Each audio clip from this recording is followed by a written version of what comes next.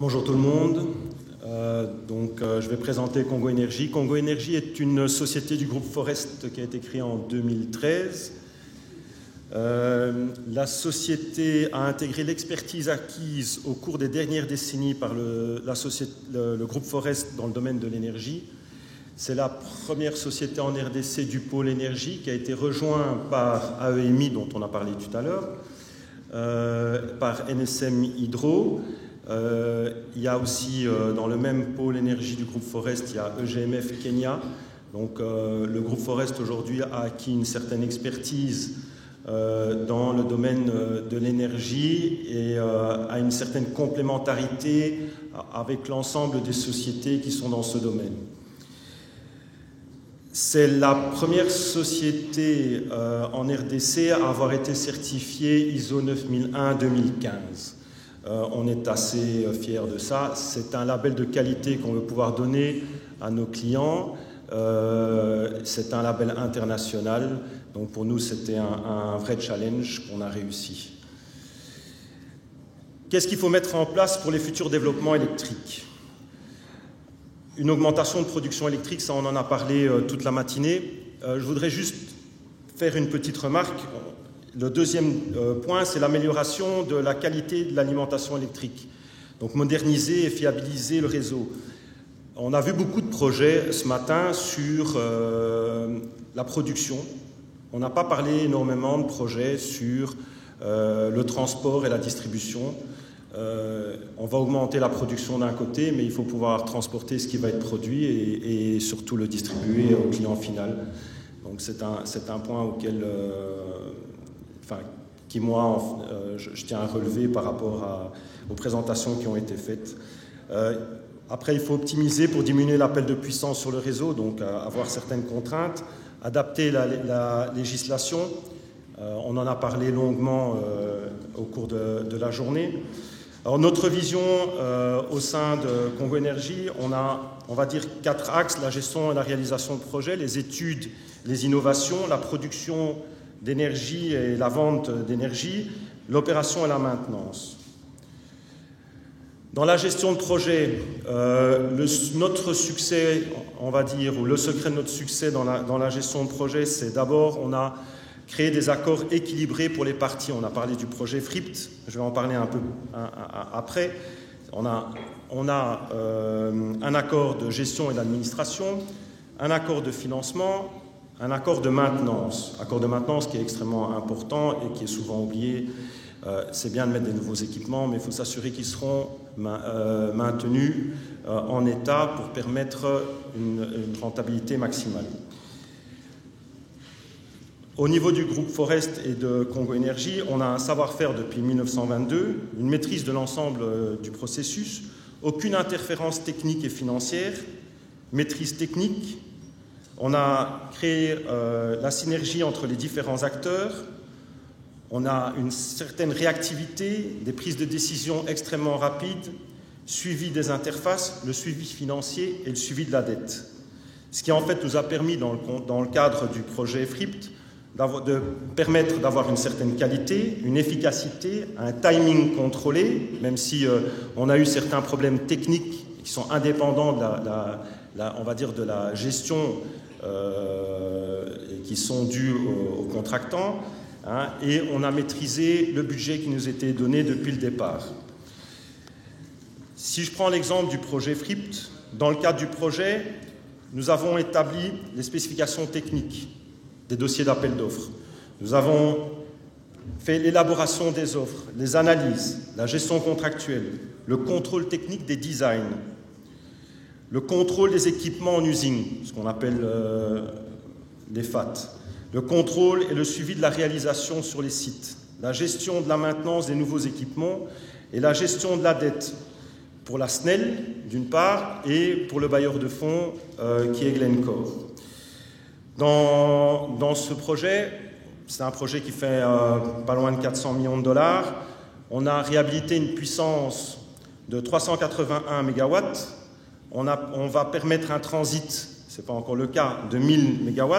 On a transporté près de 34 transformateurs et on a transporté plus de 6000 tonnes de matériel pour ce projet. Je vais donner quelques exemples de réalisations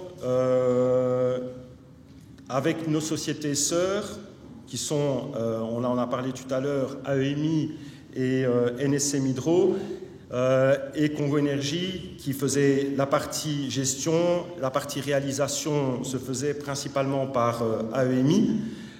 Pour revenir à la discussion qu'on a eue tout à l'heure, le savoir-faire d'AEMI n'est peut-être plus à démontrer dans le domaine justement hydroélectrique. Il a été entrepreneur principal à Zongo, Koni, Bujimai. Il a été en tant que sous-traitant pour des grosses sociétés comme GE, sur les sites de Inga 2, Nseke, Nzilo. Donc il y a un savoir-faire en RDC qui est relativement important et qu'il ne faut pas sous-estimer.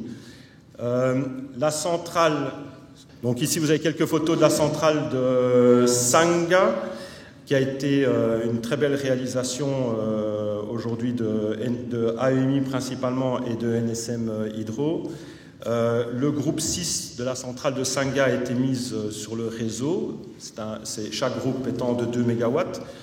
Le groupe 1 est en train de faire les essais, donc va être incessamment mis sur le réseau, et pour la fin du mois, le groupe 4, qui est la première phase de cette réalisation de la centrale de Sanga, va être mis sur le réseau. Il y a d'ailleurs demain une visite, et je vous invite à aller visiter cette réalisation justement de réhabilitation de cette centrale. Il y a une visite sur le site, et je pense que ça vaut vraiment la peine d'aller voir le travail qui a été fait. On ne s'est pas limité à la centrale, bien sûr on a fait les auxiliaires moyenne tension et basse tension, les postes haute tension, le contrôle commande. Ça, c'est pour Sanga.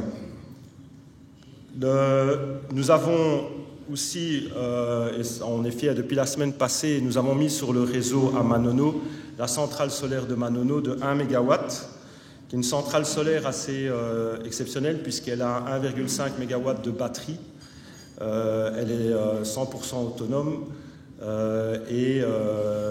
On va dire que ça, du jour au lendemain, on l'a mis sur le réseau. On a fait la partie moyenne et basse tension et distribution aussi à Manono à partir de cette centrale. On a pu voir un réel changement de la vie des gens en 24 heures, juste à cause du fait que l'électricité était devenue accessible 24 heures sur 24. C'est un exemple qui rejoint sur sur les centrales solaires, ce que, par exemple, le directeur général de l'ANAPI a démontré tout à l'heure dans sa présentation. C'est quelque chose qui est tout à fait faisable. Nous l'avons fait et nous espérons d'ailleurs pouvoir étendre cette centrale solaire, d'abord à Manono et sur d'autres sites, vu l'expérience qu'on a pu acquérir, aussi bien en termes de réalisation, mais aussi en termes de logistique, puisque c'était un vrai défi de pouvoir acheminer l'ensemble du matériel à Manono en saison des pluies, entre autres. Études et innovations. Le groupe Forest, et en particulier Congo Énergie, a mené des études pour le projet de Nzilo 2, donc centrale hydroélectrique, entre Nseke et Nzilo 1. On a fait les études en à peu près 9 mois. Ce sont des études de faisabilité qui ont été faites avec l'aide de Tractebel Engineering France. Nous sommes pour parler pour l'instant pour pouvoir mettre en œuvre ce projet et le réaliser au niveau du Katanga. On a aussi plusieurs études pour nos clients. On parlait de la centrale solaire. Il faut savoir que la centrale solaire de Manono est une centrale solaire de la SNEL. C'est une centrale solaire qui va être opérée par la SNEL. Donc ça montre aussi que la SNEL aujourd'hui rentre dans la diversité de la production. Elle ne se limite plus à la production hydroélectrique. Nous avons des partenaires aussi dans tout ce qui est éclairage public solaire. On est une des seules sociétés en RDC à donner 6 ans de garantie sur l'éclairage public solaire. C'est fait partie des points. Il faut savoir qu'aujourd'hui, l'éclairage solaire, quand il fonctionne consomment un certain nombre de mégawatts dans chaque ville, c'est des mégawatts qui veulent être libérés. Hein. Donc, c'est un point qu'il ne faut pas oublier, et nous travaillons régulièrement au sein de Congo Énergie et du groupe Forest pour trouver justement des solutions, que ce soit pour du domaine public ou que ce soit du domaine privé, à justement avoir une meilleure gestion de l'énergie. Production d'énergie, on en a parlé, c'est un des objectifs du groupe Forest donc, et de Congo Énergie en particulier, donc de devenir un acteur majeur dans le domaine de la production électrique en RDC. On espère y arriver. On a, comme je l'ai dit, le projet entre autres de Nzilo 2. On a d'autres projets dans le pipe qui sont à l'étude pour arriver à ce résultat. L'opération et la maintenance, on en a parlé, je ne vais pas trop m'étendre dessus, je vais juste dire que nous, Congo Énergie, on est partenaire en RDC de Schneider Electric. On est aujourd'hui le seul partenaire de Schneider Electric. Grâce à notre partenariat avec le leader mondial dans le domaine de la MT de la BT, Congo Énergie renforce son savoir-faire et son service de qualité. Notre personnel suit des formations chez Schneider Electric et est accrédité au montage Schneider. Je voudrais rajouter que justement dans cette complémentarité, notre société AEMI est le représentant de Siemens en RDC aujourd'hui, autre leader mais dans la haute tension. Donc nous faisons de la maintenance préventive avec l'aide entre autres de Schneider pour augmenter la durée de vie des équipements, augmenter la fiabilité, améliorer la disponibilité, diminuer les temps d'arrêt en cas de révision. Je parle moi dans le domaine industriel, puisque au Katanga on travaille beaucoup avec les miniers, éviter les consommations anormales et faciliter la gestion de stock pour éviter que les équipements soient à l'arrêt trop longtemps, et ainsi diminuer les budgets de maintenance et améliorer les chiffres d'affaires. Voilà, je vous remercie.